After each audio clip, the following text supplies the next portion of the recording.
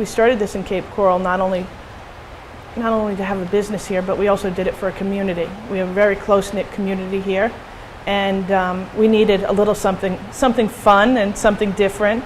We were able to give a couple of jobs, and we think that we're in the most ideal place. The city has been super great to us, and I have to say that the people in Cape Coral have been unbelievable.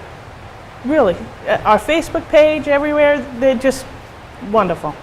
Okay, so in this facility, what we're doing right now is we're making, John's over here making silver rum.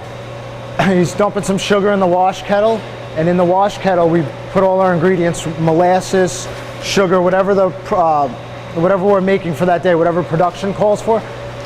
We put all the ingredients in there, it mixes up, we leave it in that tank for about a half hour, and then after a half hour we move it to one of our 4 fermentation tanks that are down this line. They're all 4 of these tanks are the same. They're 500-gallon fermentation tanks.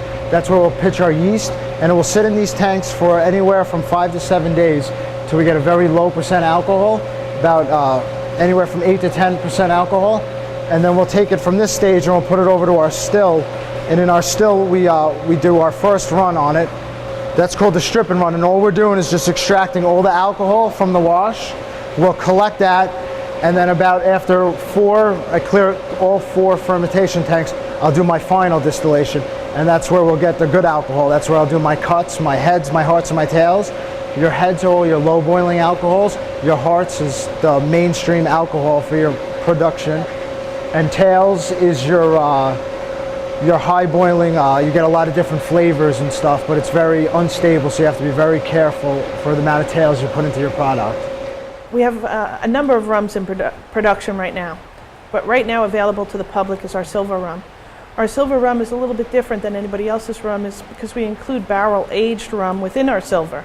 These are used bourbon barrels from Kentucky, American white oak barrels that are charred that we put our spirits into.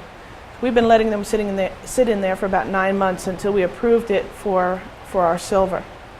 So this has some aged rum in it. We have an amber that's going to be coming out probably in December, November, December. At that time. We keep testing it to make sure when it's ready.